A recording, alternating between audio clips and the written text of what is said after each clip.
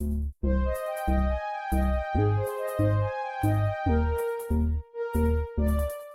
वालेकुम व्यूवर्स, आज मैं बहुत अहम टॉपिक पे बात करने जा रहा हूँ और आपको मालूमात देने जा रहा हूँ। और टॉपिक हमारा है मोहम्मद अली सत्पारा। मोहम्मद अली सत्पारा जो है वो एक कोपेमा है और वो अगर आप देखें तो इस करदू में पैदा हुए और बहुत बहादुर और नडर इंसान थे। और इन्होंने अपनी ज़िंदगी की जो इब्तदा है वो एक पोर्टर के तौर पे की, मतलब एक लोडर थे वो।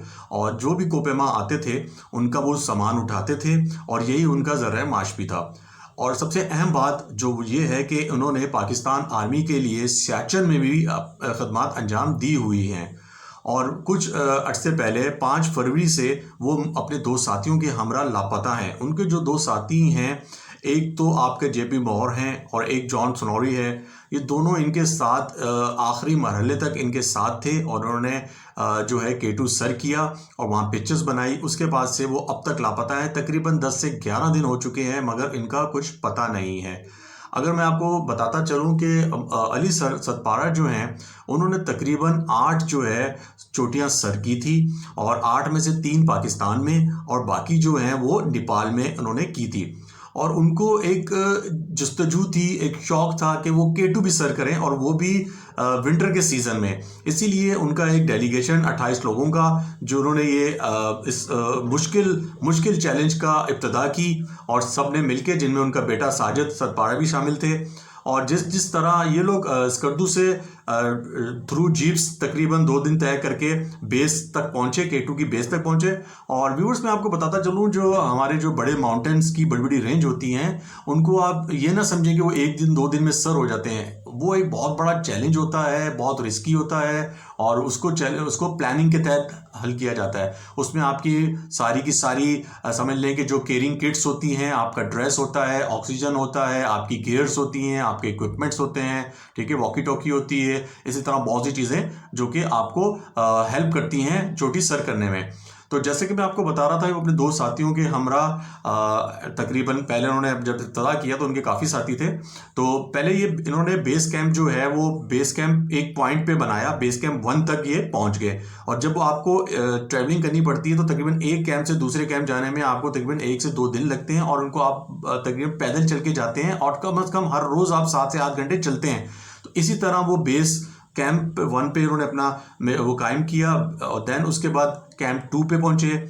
इसी तरह वो कैंप 3 पे पहुंचे और कैंप 3 के बाद वो आगे जाके उन्होंने अपनी चोटी सर की। और वहाँ पे उन्होंने पिक्चर्स बनाने के बाद, जो कि अली सत्पारा की एक बहुत बड़ी ख्वाहिश भी थी कि वो पाकिस्तान का नाम रोशन करे, पूरी दुनिया में एक चैलेंजिंग इंसान थे और बहुत बहादुर इंसान थे, नडर इंसान थे।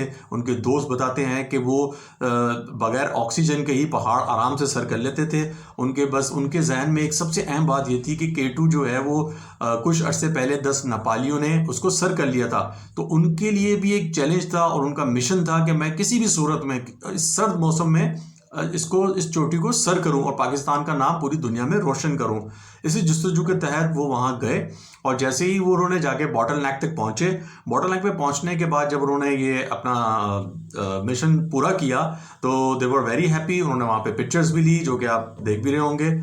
इसके बाद जब वहाँ से वापसी का जो सफ़र शुरू हुआ और उसी वक्त तकरीबन आप देख लें कि जुम्मे का दिन था, फ्राइडे को 5 फ़रवरी से वो लापता हैं। और अगर देखा जाए तो कोई भी बेहतर से बेहतर कोपेमाओं की जो एक्सपर्ट्स हैं वो ये कहते हैं कि अगर कोई इस चोटी पर पहुंचने के बाद जो है, जहां पे तकरीबन -50 डिग्री होता है, अगर वहाँ पे आपके लिए सर्वाइव करना एक बहुत मुश्किल और चैलेंजिंग काम होता है। मगर अगर आप वहाँ पर सर करने के बाद, जहाँ पर आपका ऑक्सीजन लेवल बिल्कुल डेड हो जाता है, और इस जोन को डेथ जोन भी कहा जाता है। बिल्कुल जो बुलंदी पे किसी भी माउंटेन की, चाहे वो माउंट एवरेस्ट हो या कोई भी रेंज हो, वहाँ पे जब टॉप पे आप पहुँच जाते हैं तो वो डेड जोन कहलाता है। वहाँ आप ज़्यादा देर रुक नहीं सकते।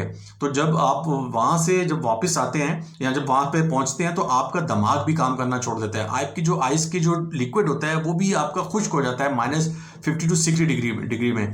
तो लिहाजा जब वहाँ से उन्होंने वापसी का इरादा किया तो वो अपने बेस कैंप तक वापस नहीं पहुँच पाए और वहीं से वो लापता हो गए।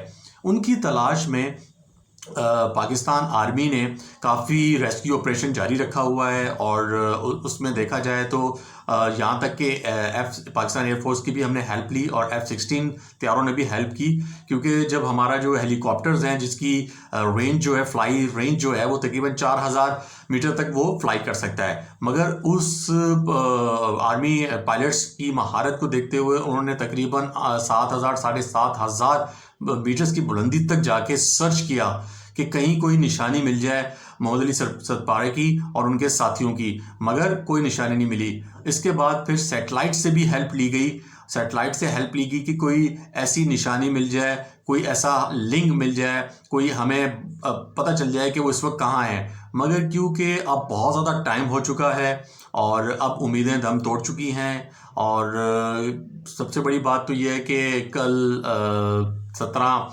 आपका फैट को एक प्रेस कॉन्फ्रेंस की जा रही है, जिसमें ऑफिशियल्स जो हैं वो मोस्ट प्रॉब्ली शायद अनाउंस कर देंगे कि ये रेस्क्यू ऑपरेशन एंड किया जा रहा है, बिकॉज कि अब उम्मीदें ख़त्म हो गई हैं। और जो बैरूनी कोपेमा जो है उनकी फैमिलीज़ भी कल इस प्रेस कॉन्फ्रेंस में मौजूद होंगी, और ये सारा सिलसिला चलता रहेगा। और उनके जो बेटे हैं मोहम्मद अली सतपारा के, साजिद सतपारा, उन्होंने भी, क्योंकि बेस 2-3 से ही वो वापस आ गए थे, उनकी तबीयत वहाँ ख़राब हो गई थी। इसी तरह जो दूसरे कोपेमा हैं वो भी वक्तन व वक्तन इस मिशन से वापस होते रहे थे।